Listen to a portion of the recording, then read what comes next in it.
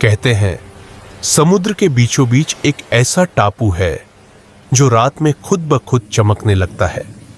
यह कहानी है 22 साल के युवा अन्वेषक आरव की, जिसने बचपन से सुनी कहानियों की सच्चाई जानने का साहस किया। अंधेरी रात, चाँद पूरा गोल, आरव अपनी नाव में लहरों को चीरते हुए उस अज्ञात रहस्य की ओर बढ़ रहा है। जहां डर होता है वहीं छिपा होता है जवाब।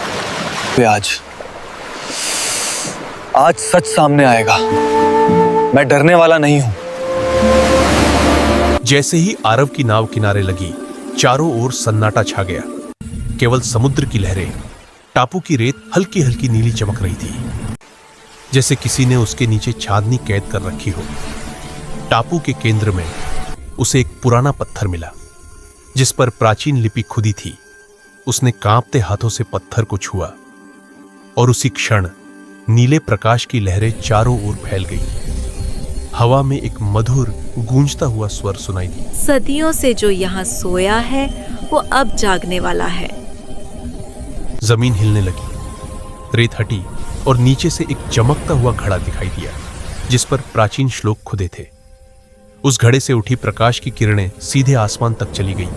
ज्ञान का द्वार खुल चुका था। आरव ने कांपते हाथों से उसे छुआ।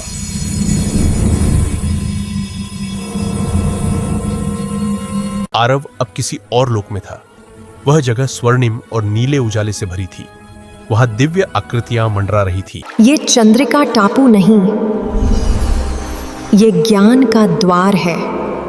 आरव की आंखों में आंसू थे, क्योंकि उसने अब समझ लिया था कि हर रहस्य डराने के लिए नहीं होता, कुछ रहस्य जगाने के लिए होते हैं। कहा जाता है आज भी पूर्णिमा की रातों में टापू के किनारे एक हल्की परछाई दिखाई देती है।